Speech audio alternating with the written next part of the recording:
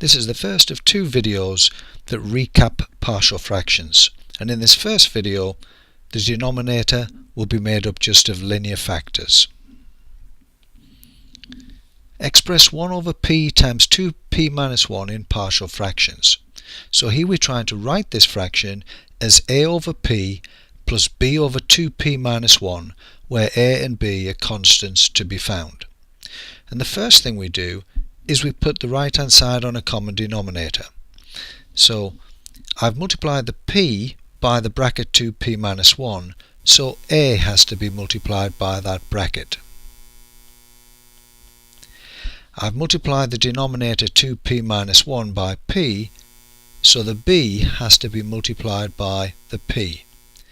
Now this is a line that we normally miss out when we're doing partial fractions, because the denominators are identical and all we're interested in is equating the numerators. So we would normally miss that line and just write 1 has to be equivalent to a times 2p minus 1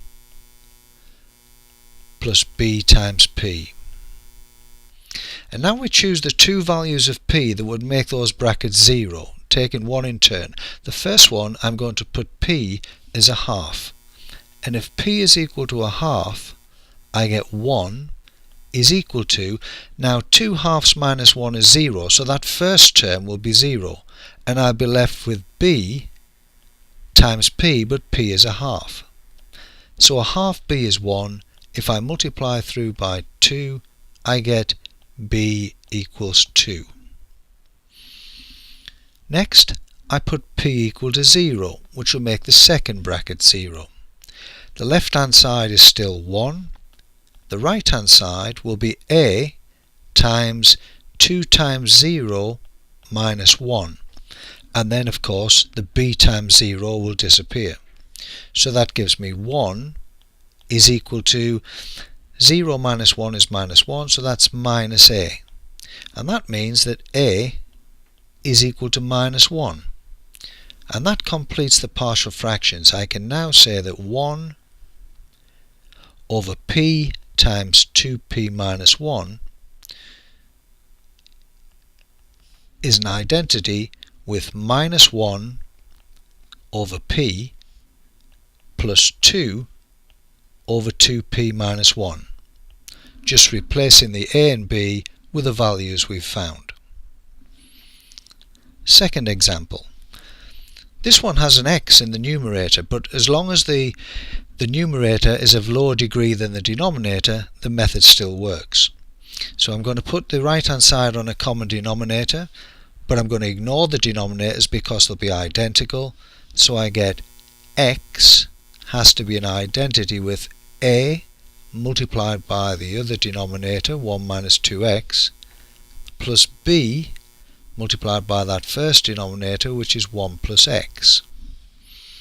Now I'm going to try the two values that make the bracket 0. So if I make x equal to a half, the first bracket will become 0, 1 minus 2x.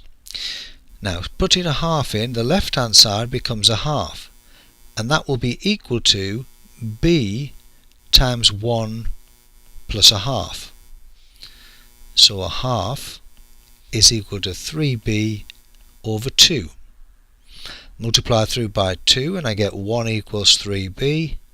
Divide through by 3 and I get b is equal to 1/3. Now I'm going to put x as minus 1, which will make the second bracket 0. The left hand side, x will be minus 1, and that will be equal to a multiplied by 1 minus 2 lots of minus 1. And the b, 1 minus 1, it disappears. So that gives me minus 1 is equal to minus 2 times minus 1 is plus 2. 1 plus 2 is 3, so that's 3a. Which means a is equal to minus 1/3.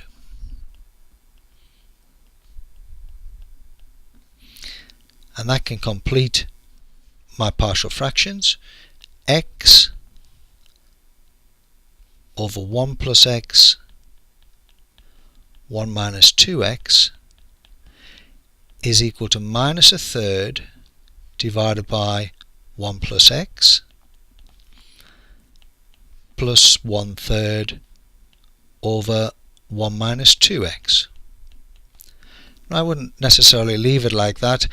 We don't really want triple decker fractions, so let's write that as minus 1 over 3 times 1 plus x plus 1 over 3 times 1 minus 2x.